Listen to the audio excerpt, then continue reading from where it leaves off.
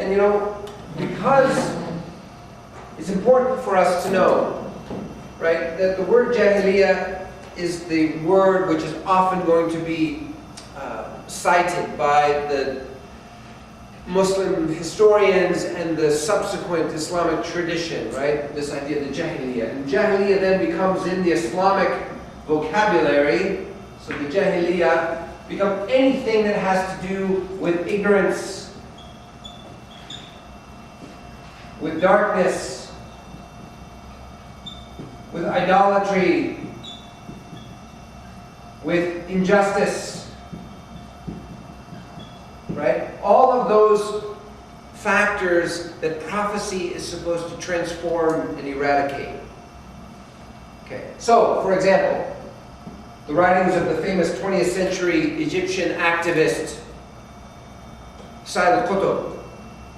Sayyid Qutb sees the world as a theater still now of Jahiliyyah, that this is not a historical moment that has gone away, that ended with the coming of the Prophet Muhammad, that the forces of Jahiliyyah are alive and well in the world, and they threaten the integrity of any practicing Muslim. And so as he looked out in the world, he saw the world of diverse religions. Jahiliyyah has to be ignorance. He saw the world of diverse cultural practices. Jahiliyyah. He saw the world of European fashion and European education. Jahiliyyah. He saw modernity in the philosophy, the operative philosophy of modernity, celebrating the individual and its right, his or her rights and freedoms. Jahiliyyah. And that the only, for Sayyid Qutb, the only antidote was a traditional Islamic practice. That is, to live the way the Prophet lived and his companions lived. And so we're going to talk today about Jahiliyyah as more of a historical period. And rather than repeating this term, the age of ignorance, I'm going to just use pre-Islamic Arabia. Because we don't need, there are many things that we must accept gratefully from the past as Muslims. The traditions, the noble traditions. But there is nothing Quranic about referring, right, to the world of Arabia prior to the rise of Islam as the Jahiliyyah. We're under no obligation as Muslims to continue to perpetuate that. And maybe sometimes, and the reason as an educator why I'm going to use the word pre-Islamic Arabia rather than the Jahiliyyah, because I want to talk about a cultural historical matrix of a world in which the Prophet Muhammad came into being, in which the Quran came to be revealed, and this religion sort of, out of which this religion emerges. Okay, so certainly there were elements of ignorance and darkness and idolatry and injustice. All of those things are there.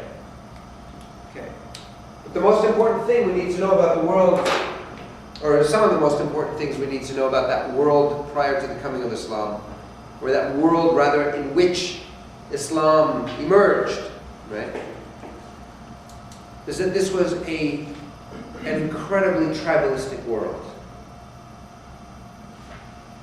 There was really no law in the desert, what we call Arabia. And in those days, of course, the areas that we call today the Arab world was not an Arabic-speaking world at all. The only people who spoke Arabic were the Arabs who lived, the Arab tribes, who lived within what is modern-day Saudi Arabia.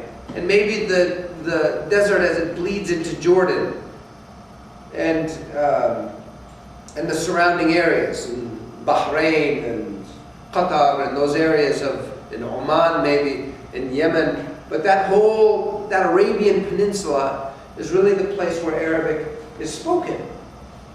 And in Egypt they spoke an ancient Egyptian language we call today Coptic. And in Syria they spoke Syriac. And in Iraq they spoke Aramaic or forms of Syriac. And so they all spoke Semitic languages related to Arabic. But they were not Arabs because they did not speak Arabic as their mother tongue, which is the contemporary definition. So all of those societies that we would consider to be Arab societies today, Morocco, Tunisia, Algeria, Egypt, Sudan, Iraq, Syria, Lebanon, right? Kuwait, maybe, but they probably spoke Persian in Kuwait at that time. But as you go around, all these Arabic, what we call today the Arab world, al-Alam al-Arabi, most of the Arab world was not an Arab world. They were their own thing. They were speaking their own languages. And the Arabs lived in this place. Okay, so let me give you a bad map. Okay, so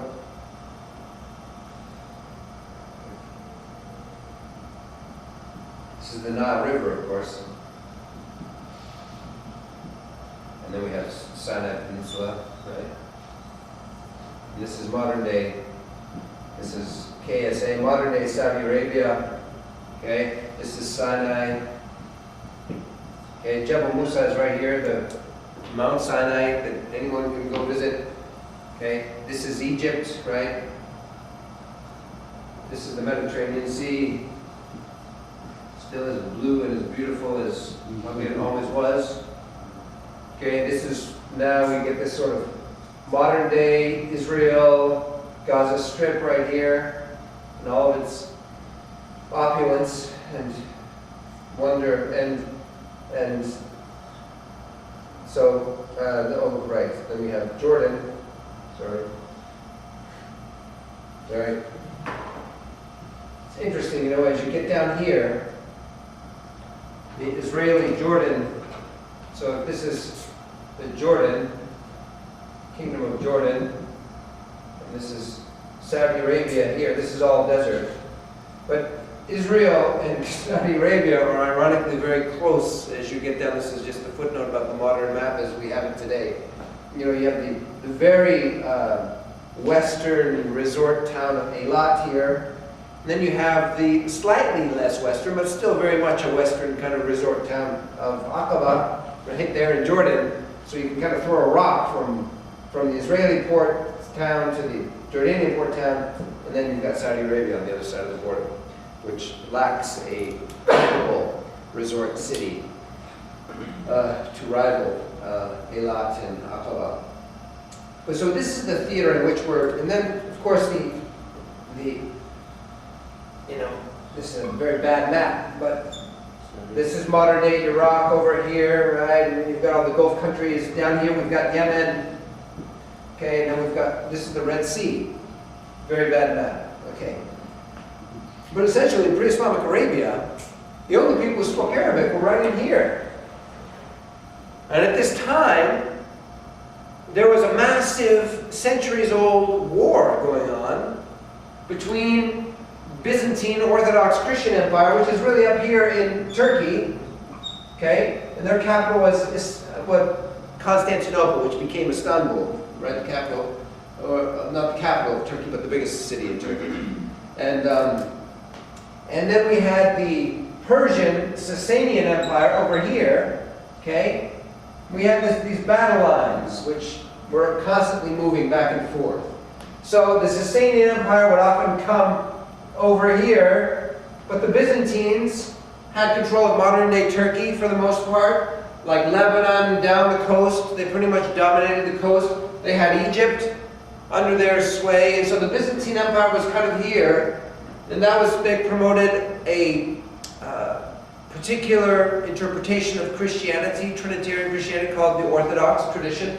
And then over here we had the Zoroastrian Empire of the Sasanian Persian Empire. This is now, we're reaching back to the 400s, 500s, 600s of the Common Era.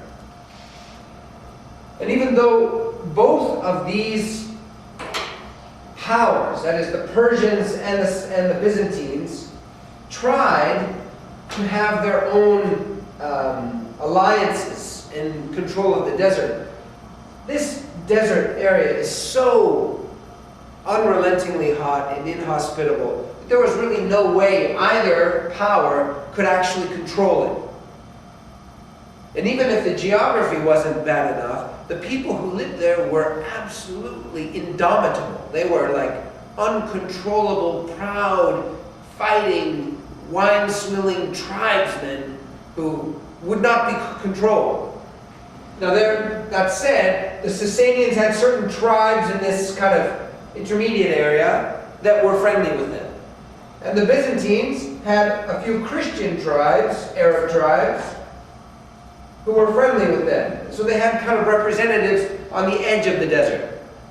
And then down here, this was a Christian kingdom in Ethiopia and Somalia down here. And so we know that the Byzantines had alliances down here, but there was no way that these moving lines of war could really control the desert. And so we have historical knowledge of certain incursions that were made into Yemen.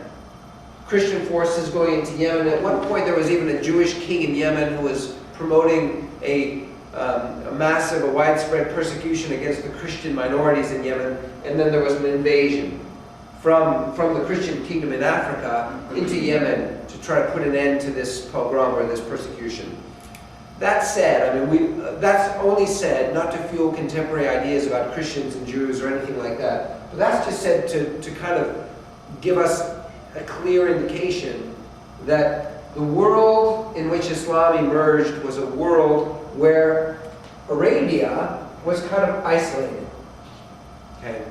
Now that said, we know that there are Christians over here and Zoroastrians over here, and there are Jewish communities all through the desert. There are Christian monks who are living these incredibly austere and ascetic lives in caves all through Arabia. The Romans called this Arabia Felix, like happy Arabia. God knows why. And we know that there was settled agriculture down in the Yemen for a long time. So we have settled communities all around Arabia.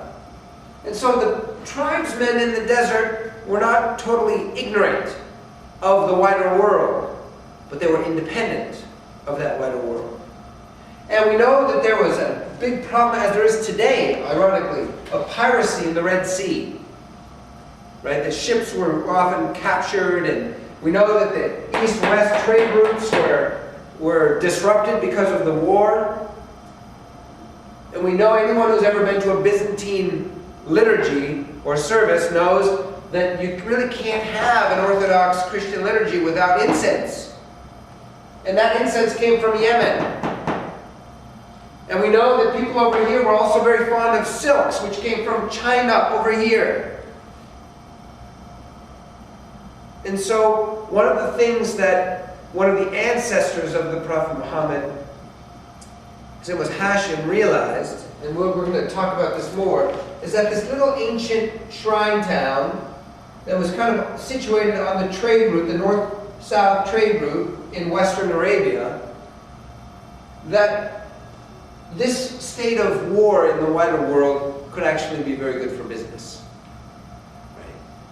And so what happened then, from this little town then, caravans could be sent to do business with the Persians, caravans could be sent to do business with the Christians, caravans could be sent down here to get incense and to trade stuff down there.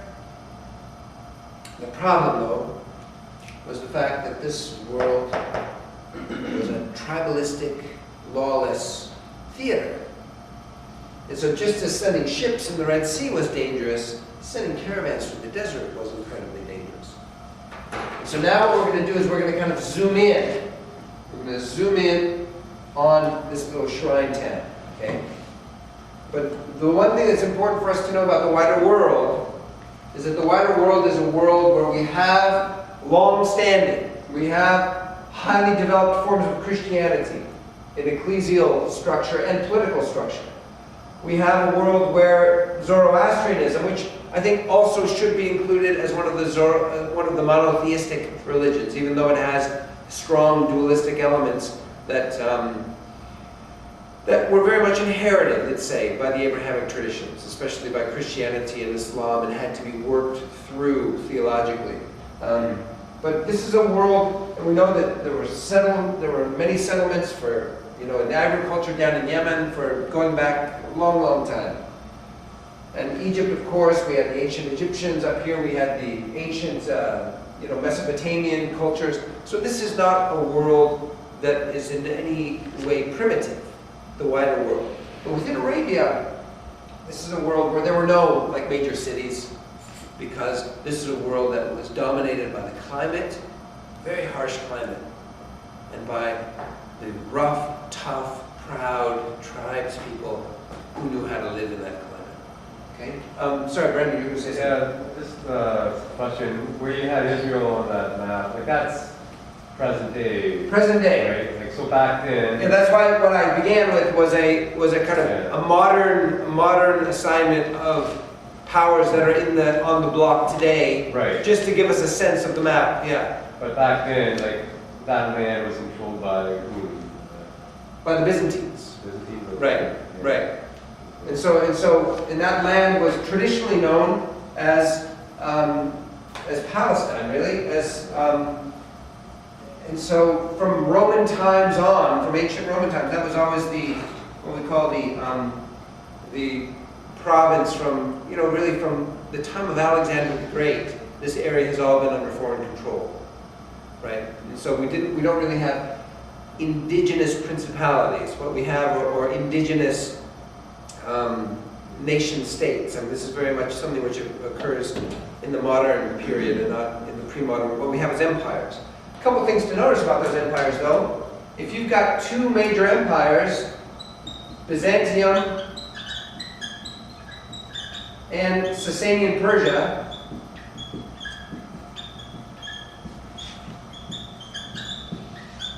what's worthy of noting about this is that, again, we're in a world that is dominated by empires and not by countries, right? And these empires span many what we might call many national boundaries. National here not being landmarks, but being boundaries of culture and language. So you move into now areas where people are speaking different languages, but are still under the authority of a single imperial power. Both of these powers promoted a single state religion. And it was understood at that time that religions and empires go together. And that to have a significant religion means to have an empire. Right? Because that's the way the world at that time worked. Christian, then you've got an empire to represent your interests, right? And you've got an empire too to persecute those. So we have many, let's say, we have many groups which were fleeing the persecution of the Byzantine Empire because they were non-Orthodox Christians. And they would end up living here under the Persians. Jews, Christians who were not Trinitarian, all the heretical Jacobites, and all the different groups fled to Persia, and vice versa. So we have a world in which we've got this state religious phenomenon very much in operation. Okay. And now we've got the city of Mecca.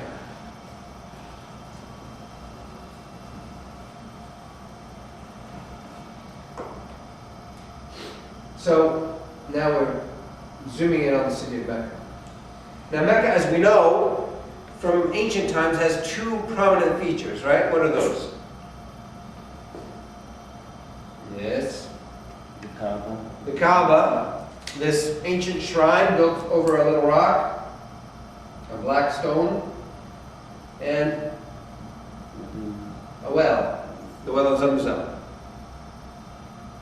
Now, long after if we are to take the Quran as a historical source, which is always a tricky thing, the Bible too, but if we were to sort of, for the moment, allow the traditional Islamic narrative to stand, and if we were for a moment to accept the idea that Abraham and Ishmael built the Kaaba for the purpose of worshiping one God, long after this world forgot about monotheism and kind of caved in to the worshiping of all the local deities, gods and goddesses and powers that people believed in.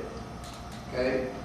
It's important to remember that the Kaaba itself was always associated with Abraham, and that these two features were always associated with the story of Abraham and his second wife, Hagar, and with his older son Ishmael, and that those dramas never ceased to be in the collective consciousness of the Arab tribes. Now, an ancestor, like a great-grandfather of the Prophet, Hashim, maybe a great-great-grandfather, so now we're in the 400s, 500s, realized that the fact that Mecca was of some religious significance allowed him and others to institute an annual pilgrimage to Mecca. A pilgrimage where all the tribes could stop their characteristic tribal feuding and fighting, and where they could come once a year to Mecca safely to worship their gods and goddesses who are in and around the Kaaba, to do this pilgrimage, and while they're there for the leaders of Mecca, that is, members of a big tribe called the Quraysh tribe, to sit down and to negotiate safe passage for their caravans down to Yemen, up to Byzantium, over to Sasanian Persia. And so what happened then is we see the invention of a kind of religio-economic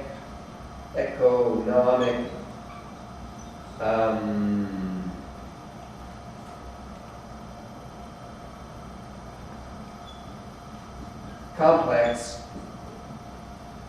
where the tribes began a practice of having these sacred months of no fighting. They would come to Mecca once a year safely. They would leave their feuds and their weapons outside the city.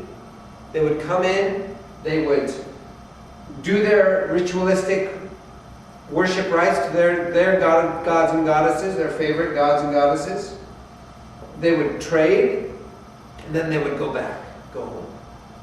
And while the tribes were there, the Quraysh, that is the hosts of the pilgrimage, the leaders of the pilgrimage, would sit down with everybody and say, well, what would it take, to have a caravan safely get up to Byzantium, traveling through that part of the desert that you guys are usually in. And so the Quraysh were very cunning in establishing this annually renewable system of negotiations and contracts, which allowed them to safely send caravans down to Yemen, up to Persia, over to Byzantium, and back again. And so what we have then for a period of a couple of, maybe 100 years prior to the coming of the Prophet Muhammad, we have the annual self-reinforcing, self-renewing tradition within the desert that allowed the Quraysh to develop wealth, privilege, influence in this area of Western Arabia, where Mecca was understood to be a kind of shrine town. Now that said, and so what this did is this allowed Mecca to achieve some status as a commercial town. Now, it was not Manhattan, or it should never be understood that this was like a thriving metropolis, but in its own setting, in its own way, Mecca became significant. And according to the standards of the day, the merchants of Mecca became somewhat well off. We have the birth of a kind of capitalist, mercantile society within Mecca that feeds on this annual pilgrimage. Now, a couple of things that we should know about pre-Islamic Arabia. We're going to come back to this. We're just kind of putting all the pieces of the puzzle together. So the Mecca that the Prophet Muhammad was born in was a Mecca that did business. The Arabs, even many Arabs today, still prize the nomadic life as the superior life. If you want to be a real Arab or a real man, you have to live in the desert for a period of time. You have to know the nomadic way of life. So the city dwellers were always looked down upon by the nomadic tribesmen, but the city dwellers of Mecca didn't mind so much because they were making good money. And they were developing their own kind of power, and their own kind of privilege and influence. And certainly the Quraysh tribe, the leaders of Mecca, the hosts of the pilgrimage, they were rapidly attaining an ever-increasing kind of wealth, an ever-increasing kind of influence and privilege, and of course a very high opinion of themselves. Now, one of the chief characteristics of the Jahiliya culture, right, that pre-Islamic Arab tribal culture, is the idea of honor. Now, in many honor or shame-based societies, right, your face, your reputation is everything. And so we see, mostly from the poetry of pre-Islamic Arabia, the celebration of the pre-Islamic virtues, right? Key to this notion of honor, and you'll have to forgive me because this is very much a patriarchal world. Some scholars believe that in the distant ancient history, more ancient history of Arabia, there existed for a time a matriarchal culture where women were, it was your main lineage was passed by the woman and not by the man, and where women were in a place of much greater power and influence, and where the women always remained with their tribes and they could couple with a variety of potential suitors. And so the idea of lineage came from the mother. In the immediate cultural complex from which Islam emerges, we find the radical opposite of that. Heavily patriarchal society now, where women are really believed to be property. And so one of the chief virtues of pre-Islamic Arabia is this notion of manliness, because really men are the main focus of pre-Islamic Arabian culture. Manliness had to do with your bravery in battle, your reputation in battle, that you were always in the front of the battle lines. Manliness had to do with how much alcohol you could take and still be on your feet, right?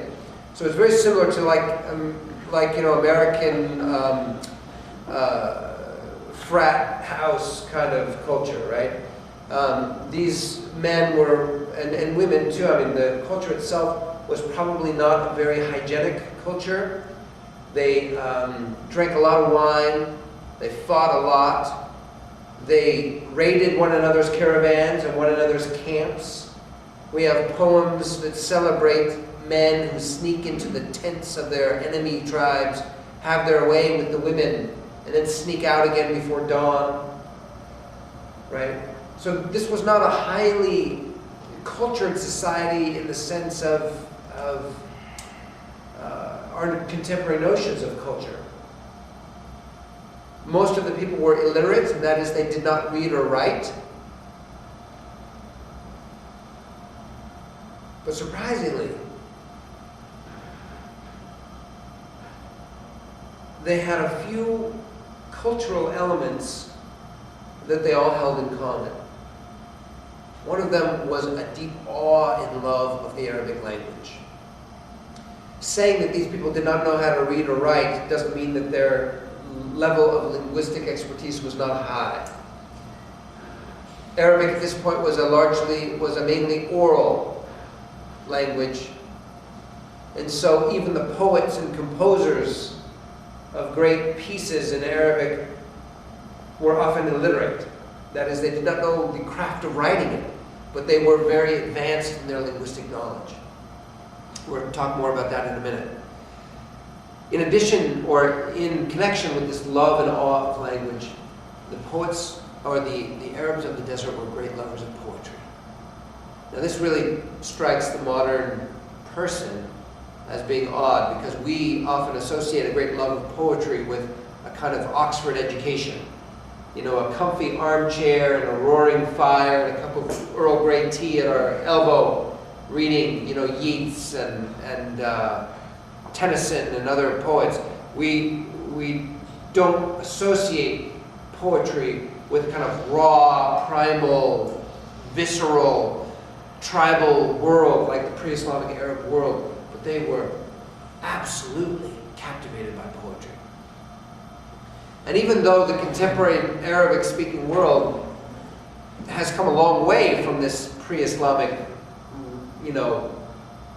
matrix that we're talking about, still today, if a prominent poet were to come to town in any major Arab city, they could pack an auditorium like the Rogers Centre just there to hear the poet read his poetry or her poetry.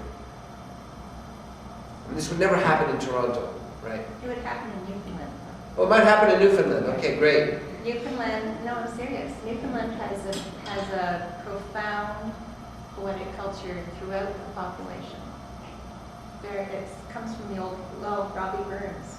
Comes from old Scottish, Celtic. That's great. Yeah. It happens in Toronto as well, like with Pakistani poets. And Well, right, Yeah. because they're kind of stemming, they're taking their fire off of this ancient tradition. Yeah. But what's incredible, though, is that the poets of pre-Islamic Arabia had wielded a kind of special power that nobody else could wield. And it was because of their connectivity to this incredibly powerful and awesome medium of language. Okay? And the poets of pre-Islamic Arabia were called, I'm writing the singular here, Sha'r. A Sha'r is a person who feels, yash'ur, like has an intuitive reading of reality. And the Sha'r were believed to be in connection with these unseen spirits of the desert called the jinn. And the reason why the poets were assumed to be in connection with the jinn is because as people who did not know the craft of writing themselves, they were able to come up extemporaneously with poems that today, as they're recorded, go on for pages and pages and pages. Poems that were grammatically perfect, that were all metered and rhymed according to their own preference and scheme, that were incredible works of mastery, of linguistic mastery, and they were able to come up with these on the spot.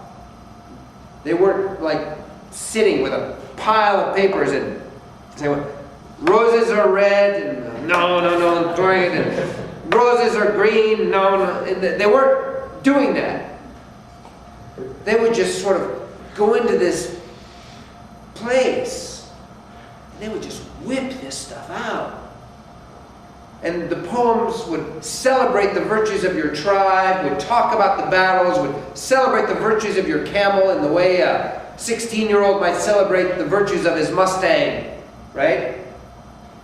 His car, like a Bruce Springsteen song, I got a 69 Chevy with a 396 dually heads and a hearse on the floor. He's describing a car. I don't even know what those words mean. But I remember them, because that's the way the boss described his car. Right? But the pre-Islamic Arabs were like that about their camels. These symbols of male power, right? The beauty of their camel, the swiftness of their camel, the bravery, their ability to drink other people under the table, right? Their love of another tribe that they've been pursuing, they saw her once in a distance and they've been pursuing her ever since, whatever it is. But these poems were incredible. And Arabic, unlike English, is a fully inflected language, which means it is grammatically extremely complex. And you can tell in a moment, when a person is speaking their level of education, when they're speaking Arabic. Because Arabic is a language where if you want to speak it properly, it takes years and years and years of linguistic study to master it. If you want to speak it badly, you need 6 months, right? And you can speak what we call the haki, the local dialect of a place. But Arabic, for it to be spoken well, right, requires incredible devotion. Yeah, no, it's, and so these poets, right, we're not dealing with it like a simple language. They were dealing with a highly complex, fully inflected language. This would be almost today like someone being able to compose extemporaneously a 2,000 verse rhymed, metered poem in ancient Greek, with all of its complexity and all of its cases and case endings and all of its inflection. It was incredible, right? And so these people assumed that there's no way that a normal human being could generate this kind of stuff unless they were connected with some kind of supernatural agent. And so it was assumed that the poets were in connection with the jinn. And the poets, for all of its rigidity, the pre-Islamic Arabian society cut the poets an incredible amount of slack. The poets had kind of like diplomatic status. They could offend, they could behave in very bizarre ways, and people would tolerate it because they were poets. Okay. Now this connection between Arabic language and the world of the supernatural is very important. Because as we're going to see, in a world that saw language as its most important, most awesome, most supernatural relic of human culture, what kind of miracle would captivate the hearts of such a culture? And the historical answer for those of us who study Islam is a linguistic miracle.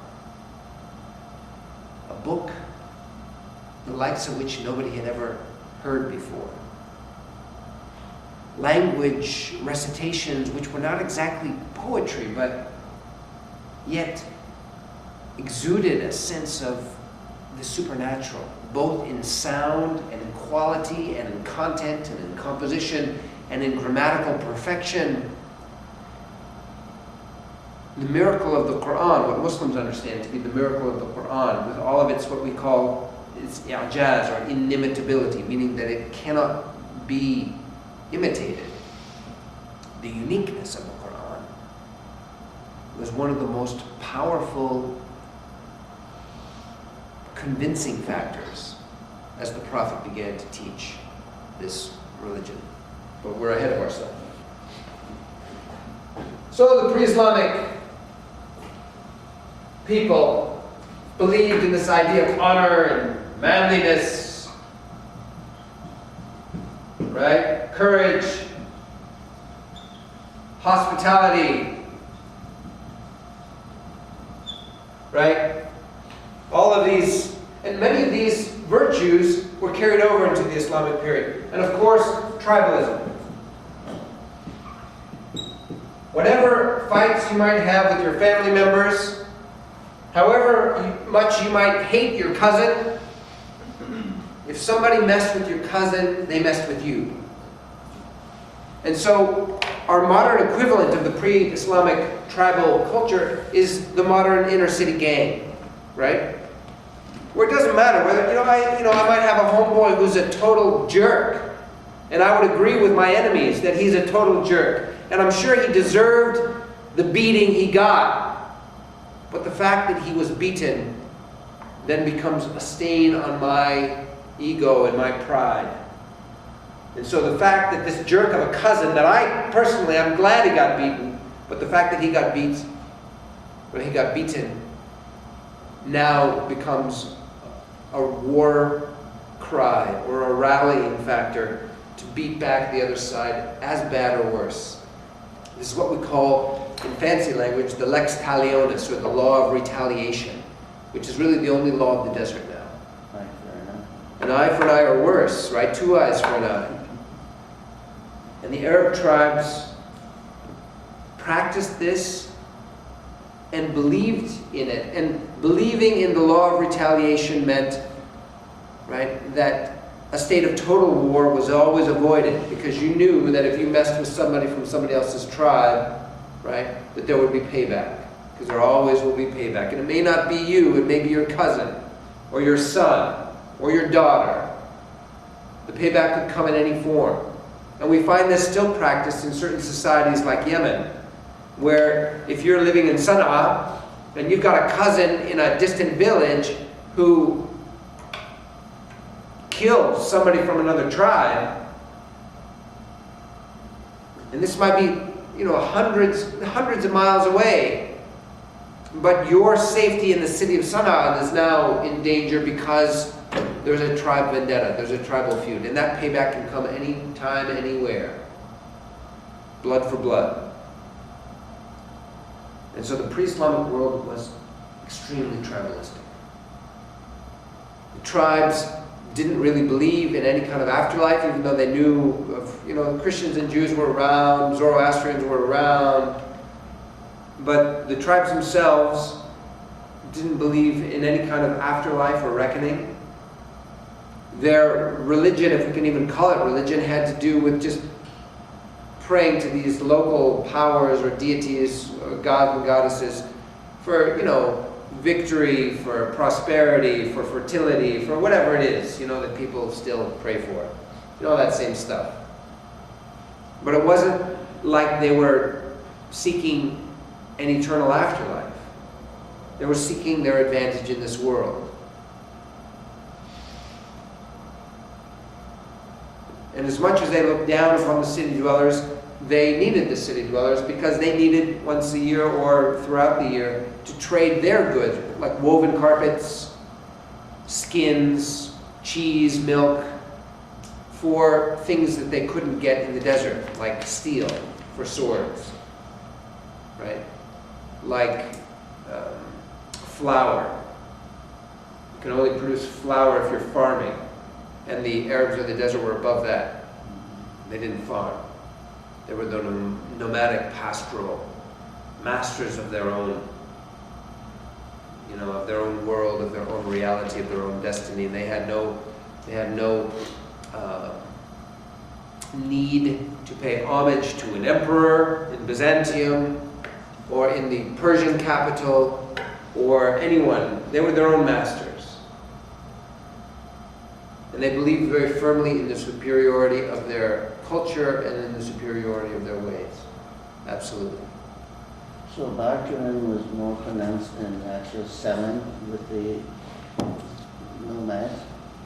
Yeah, I'm not sure how much actual coin was exchanged. But what the nomads brought to buy is they brought their skins, that's what they did in the city of Mecca. And of course the Meccans could then take those skins and carpets and other things. Some of them they could use, like the milk and the cheese, and some of it they would take in their caravans to different places, together with other things, and sell.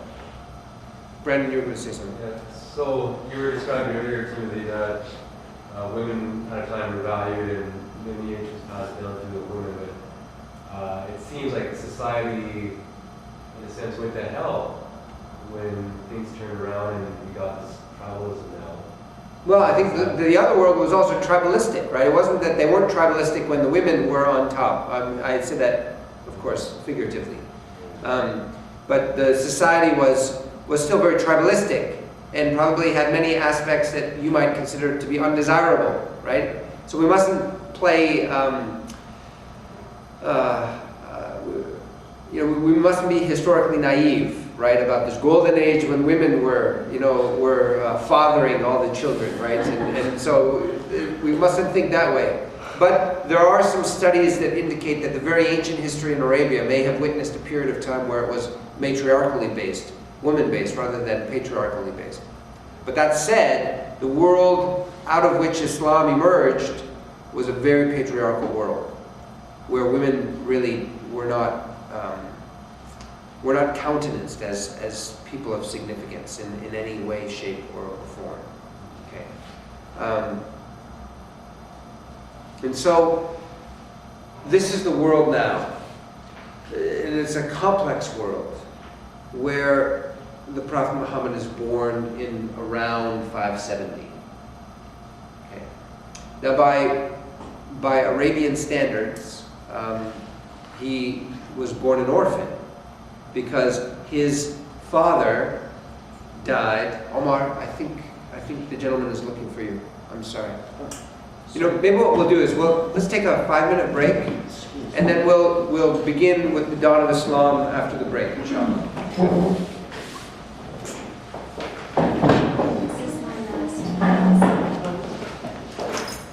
I wanted to ask that. Right? You're constantly encouraged to be giving food and money and whatever else to people as a way of spreading wealth and goodwill and love in the world. Even the Prophet said that to pray for another brother or sister is a form of sadaqah. To smile at someone is a form of sadaqah, is a form of charity, right?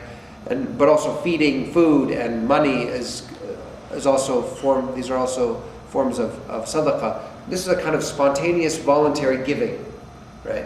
But zakat is a calculated requirement. That's one of the duties, right, that we've been talking about, right? So it's separate, right? And so it may be that the brother has worked it out in his own mind so that this is the way he pays his zakat, and maybe he's even calculated it, I don't know. But traditionally there is a difference between charity, which is spontaneously given, and zakat, which is kind of a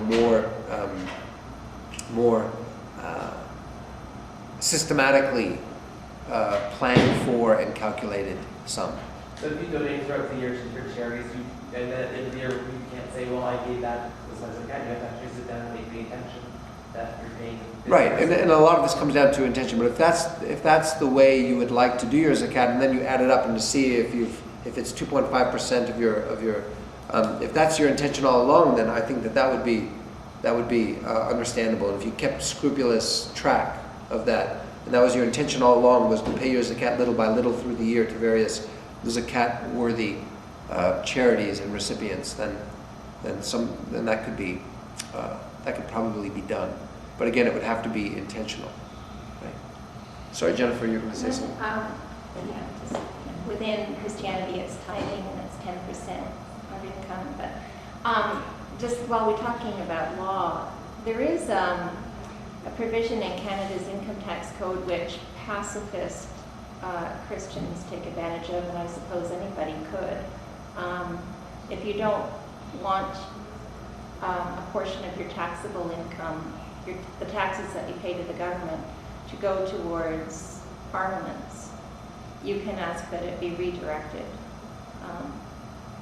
Hardly anybody knows about that because most people don't really care, but there are people in my community who do that because they don't want their tax money to go towards the military. Yeah.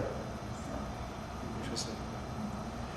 Okay, it's 12:20, and I think we'll need to stop it here for today. But what we'll be doing then next time is we'll be finishing our discussion about the core Islamic religious obligations, that is the practices that. So this is part of the Islam. So we've worked through most of or all of al-Iman, most of al-Islam, and then what we're going to do is we're going to step away from the beliefs and practices, and we're going to enter into kind of a contemplation of Islam's understanding of itself in history. And so we're going to go back way before the Prophet Muhammad's time and talk about Abraham, and to talk about his two sons, Ishmael and Isaac, and the covenant. And we're going to be drawing upon both the Quran as a source and Hebrew Bible as a source to try to piece together an understanding of where Islam understands itself coming from, kind of originally, and what it's about. Okay? All your chapters are loaded up on the wiki, the next 3. Okay. So up to chapter 7 we're loaded. That's great. Thank you.